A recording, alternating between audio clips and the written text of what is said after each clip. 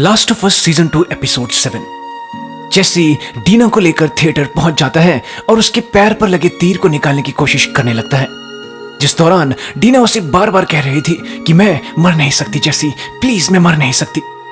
जेसी तीर को ऊपर से खींचने के बजाय नीचे से खींचने का फैसला करता है ताकि डीना के पैर की नसों को ज्यादा नुकसान न हो। वो डीना के घाव को स्टेरलाइज करने के लिए उस पर थोड़ी सी शराब भी डाल देता है और डीना को कुछ घूंट पीने के लिए भी कहता है, लेकिन वो गुस्से में उसे मना कर देती है। जिसके बाद जेसी तीर को डीना के पैर से निकाल देता है और उसकी मरहम पट्टी कर देता है। कुछ समय बाद एली भी थिएटर पहुंच जाती है। जेसी से मिलने के बाद वो तुरंत डीना के पास जाती है जो ड्रेसिंग रूम में आराम कर रही थी।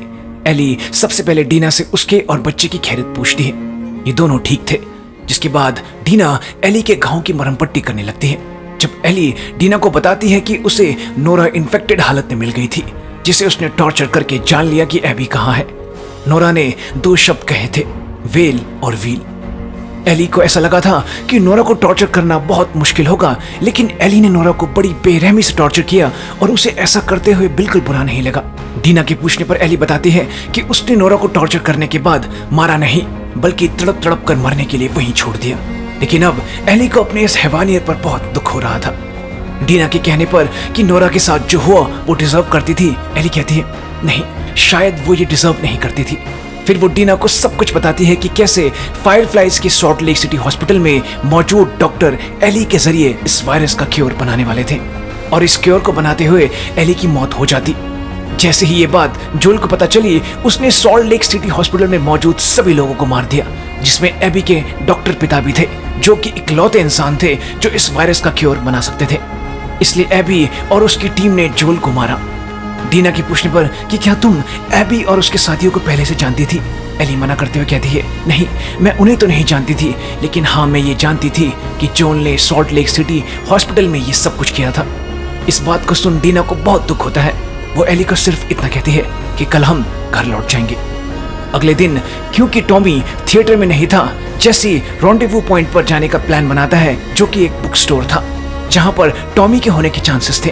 क्योंकि ये थिएटर बिल्कुल सेफ था, डीना को वहीं अकेला छोड़ एली भी जेसी के साथ जाने का फैसला करती है।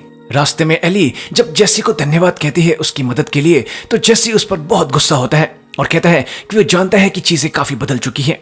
एली और डीना अब साथ हैं। भले ही डीना ने उसे नहीं बताया, लेकिन वो उसकी हरकतों से जान गया है कि डीना प्रेग्नेंट है, जिसका मतलब यह है कि वो बाप बनने वाला है और उसे किसी भी हालत में खुद को, डीना और उसके बच्चे को इस युद्ध की जैसी स्थिति वाली जगह से बाहर निकालना है जहां पर ये एली की मेहरबानी से फंस गए हैं। इसलिए वो अपना धन्यवाद अपने पास रखे और जेसी की मदद यहां से सुरक्षित निकलने में करे।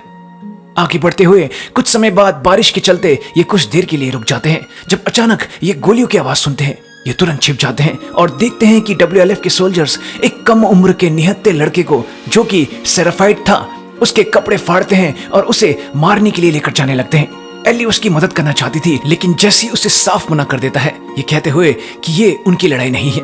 इस लड़के की मदद करते हुए ये बेवजह मारे जाएंगे। उधर सार्जेंट एलिस पार्क आइजैक को बताती है कि इनकी पूरी आर्मी हमले के लिए तैयार है, लेकिन आज रात को एक खतरनाक तूफान की आशंका भी है। आइजैक उसकी तूफान वाली बात नजरअंदाज कर एबी के बारे में पूछता है। एबी, ओवन और मेल पिछली रात से गायब थे। एलिस जब आइजैक से पूछती है कि वो आज के हमले के बारे में चिंता करने के बजाय एबी की चिंता क्यों कर रहा है, आइजैक उसे कहता है कि हो ना हो एक दिन तुम और मैं इस लड़ाई में मारे जाएंगे, तब कौन इस आर्मी को लीड करेगा? हमारे बाद एबी ही सही लीडर है इस आर्मी के लिए। आइजैक एबी की चिंता इसलिए भी कर रहा था कि शायद उसे ये डर था कि कहीं एबी सेराफाइट्स को ना ज्वाइन कर ले, और शायद ये हमला भी इसी कारण से जुड़ा हुआ था। उधर जेसी और एली बुक स्टोर पहुंच जाते हैं, लेकिन टॉमी वहां पर नहीं था। एली टॉमी को ढूंढने की बात कहती है, लेकिन क्योंकि बाहर तूफान बहुत तेज हो गया था, जेसी इस चीज के लिए तैयार नहीं होता। तभी कुछ देर बाद इन्हें रेडियो पर गोलीबारी की खबर आती है, जिसमें WLF का एक सोल्जर बैकअप की रिक्वेस्ट करता है क्योंकि किसी स्नाइपर ने इनके 2 लोगों को मार दिया था। ये बात सुनते ही जेसी और एली तुरंत बुक स्टोर की छत पर चले जाते हैं, क्योंकि इनके मुताबिक ये टॉमी हो सकते थे। लेकिन ऊपर आते ही एली का ध्यान समंदर के दूसरी तरफ मौजूद सी एक्वेरियम पर जाता है, जहां उसे वेल और व्हील दिख जाते हैं। वो समझ जाती है कि नोरा क्या कहना चाहती थी। इसी जगह पर एबी मौजूद थी। वो जेसी को तुरंत इस जगह चलने के लिए कहती है, लेकिन जेसी टॉमी की मदद करने की बात कहता है। इस बात को लेकर दोनों में लड़ाई हो जाती है। एली कहती है कि टॉमी सिचुएशन को संभाल लेंगे, लेकिन जेसी के मुताबिक कुछ ही समय में वहां WLF की बैकअप आ जाएगी जिससे टॉमी लड़ नहीं पाएंगे। जेसी फिर कहता है कि एली हमेशा अपने बारे में सोचती है, उसे जैक्सन कम्युनिटी की कोई चिंता नहीं, इसलिए जेसी ने जानबूझकर वोटिंग के समय भी उसके अगेंस्ट वोट किया था, क्योंकि एली सिर्फ बदले की भावना में कम्युनिटी के लोगों को खतरे में डाल रही थी। एली कहती है, तुम जिस कम्युनिटी की बात कर रहे हो, जोल भी उसी कम्युनिटी का हिस्सा था, जिसे उसकी आंखों के सामने इन लोगों ने तड़पा तड़पा कर मार दिया। और जितना अच्छा तुम बनने की कोशिश कर रहे हो, तुमने भी आज एक मासूम लड़के को अपनी आंखों के सामने मरने दिया, तो तुम तो मुझे अच्छे और बुरे का ज्ञान मत दो। ये बात सुन जेसी उसे अलविदा कहकर टॉमी की मदद करने चला जाता है। एली को समुद्र किनारे पहुंचते पहुंचते रात हो जाती है। तभी वो WLF के बहुत सारे सोल्जर्स को ढेर सारे बोट्स के जरिए एक आइलैंड की तरफ जाते हुए देखती है, जिसे आइजैक लीड कर रहे थे। असल में आइजैक और उनकी आर्मी सेराफाइट्स के लोकेशन पर हमला करने के लिए जा रहे थे, जो कि एक पास के आइलैंड पर मौजूद था। इनके गुजरते ही एली वहां पड़े एक बोट के जरिए उस सी एक्वेरियम की लोकेशन की तरफ बढ़ने लगती है, लेकिन तूफान के कारण उसकी बोट एक बहुत बड़ी समुद्री लहर की चपेट में आ जाती है, जिसके कारण वो और उसकी बोट सेराफाइट्स आइलैंड के किनारे पहुंच जाते हैं। वो खुद को संभाल पाती उससे पहले ही सेराफाइट्स के लोग उसे WLF का सोल्जर समझ पकड़ लेते हैं और उसकी बलि देने वाले होते हैं कि तभी सेराफाइट्स के गांव में हमला हो जाता है, जो कि WLF के आर्मी ने किया था। सारे सेराफाइट्स के लोग एली को वहीं छोड़ तुरंत अपने गांव की तरफ भागते हैं। एली किस्मत से बच जाती है। वो तुरंत वापस किनारे पर आकर अपनी बोट के जरिए दोबारा सी एक्वेरियम की तरफ निकल पड़ती है। कुछ समय बाद वो पीछे देखती है, सेराफाइट्स आइलैंड आग की लपटों में घिरा हुआ था। कुछ समय बाद एली सी एक्वेरियम पहुंच जाती है। अंदर घुसकर छानबीन करने पर उसे कुछ पैरों के निशान दिखते हैं। उन्हें फॉलो करते हुए वो ओन और मेल तक पहुंच जाती है।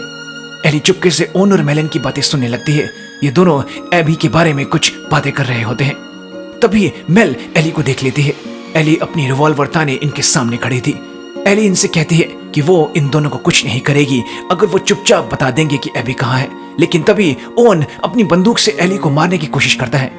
एली अपने बचाव में गोली चला देती है, जो सीधा ओन के गले में लगती है और वो वहीं दम तोड़ देता है। लेकिन ये गोली मेल के गले को छू कर भी गई थी, जिसके कारण मेल के गले से बहुत ज्यादा खून बहने लगता है। वो तुरंत एली को उसकी मदद करने के लिए अपने पास बुलाती है। वो कहती है, मैं नहीं बचूंगी, प्लीज जल्दी से मेरे बच्चे को बाहर निकालो। ये बात सुन एली के होश उड़ जाते हैं। वो जैसे ही मेल के जैकेट को हटाकर देखती है, वो प्रेग्नेंट थी। मेल उससे बच्चे को बाहर निकालने की बात कहती रहती है, लेकिन एली कुछ नहीं कर पाती और फिर मेल की भी मौत हो जाती है। नोरा को मारने के बाद एली ने फैसला किया था कि वो सिर्फ एबी को मारेगी, लेकिन हालात ने उसके हाथों इन्हें भी मरवा दिया था। तभी वहां टॉमी और जेसी भी पहुंच जाते हैं, जो उसे लेकर वापस थिएटर पहुंचते हैं। एली डिना से कुछ बात किए बिना ही अंदर चली जाती है। कुछ समय बाद टॉमी और जेसी यहां से बाहर निकलने का प्लान बना रहे होते हैं जब वहां एली आती है। टॉमी एली को समझाते हैं कि ओन और मेल के साथ जो कुछ भी हुआ वो उन्हीं के कर्मों का फल है। ये भी एबी के साथ उस दिन जोल की मौत का हिस्सा थे। एली कहती है, लेकिन एबी तो अभी भी जिंदा है। टॉमी कहते हैं, तो क्या तुम्हें अभी भी ये बात परेशान कर रही है? एली कहती है, हाँ, लेकिन मुझे इस चीज को एक्सेप्ट करना ही होगा। एली समझ गई थी कि उसके बदले के चक्कर में बहुत लोगों की जान खतरे में पड़ गई थी। इसके बाद एली जेसी से बात कर सके, इसके लिए टॉमी इन दोनों को अकेला छोड़ बाहर चले जाते हैं। एली जेसी का धन्यवाद करती है कि वो फिर से उसकी मदद के लिए आया। जेसी भी एली को कहता है कि शायद वो समझ गया है कि जो भी एली ने किया वो क्यों किया। अगर जेसी भी कभी मुसीबत में फंसा होता तो एली उसे भी बचाने के लिए पूरी दुनिया को आग लगा देती। तभी इन्हें अचानक बाहर से गोलियों की आवाज आती है। ये दोनों तुरंत अपनी बंदूकें लेकर बाहर की तरफ दौड़ पड़ते हैं। बाहर निकलते ही जेसी को सीधा चेहरे पर गोली लगती है और वो वहीं मर जाता है। एली तुरंत एक टेबल के पीछे छुप जाती है। तभी उसे एबी की आवाज आती है, जो उसे बाहर निकलने के लिए कहती है, नहीं तो वो टॉमी को भी मार देगी, जो घायल जमीन पर पड़ा था। एली बाहर निकलती है और एबी को रिक्वेस्ट करती है कि वो टॉमी को न मारे। वो है जिसने उसके सारे दोस्तों को मारा है। जोन ने भी उसी को बचाने के लिए एबी के पिता को मारा था। उसके अलावा और किसी की यहाँ कोई गलती नहीं। एबी एली को देख चौंकते हुए कहते हैं, मैंने तुम्हें जिंदा रहने का एक मौका दिया था, लेकिन तुमने वो मौका बर्बाद किया। जिसके बाद एबी एली को गोली मार देती है। इसके बाद कहानी हमें सीधा 3 दिन पहले WLF के बेस साउंड व्यू स्टेडियम ले जाती है, जहां मैनी एबी को जगाता है, क्योंकि इन्हें आइजैक ने बुलाया था। तो दोस्तों, यहाँ पर लास्ट ऑफ अस का सीजन 2 खत्म होता है।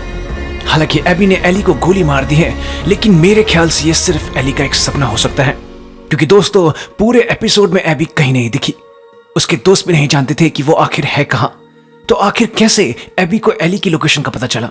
और दूसरी चीज, एबी आखिर है कहाँ? मेरे ख्याल से दोस्तों उसने सेराफाइट्स को ज्वाइन कर लिया है, क्योंकि शायद इसी के चलते आइजैक ने अपनी पूरी आर्मी के साथ सेराफाइट आइलैंड पर हमला किया था। अब इन सवालों का जवाब तो हमें अगले सीजन में ही मिल पाएगा।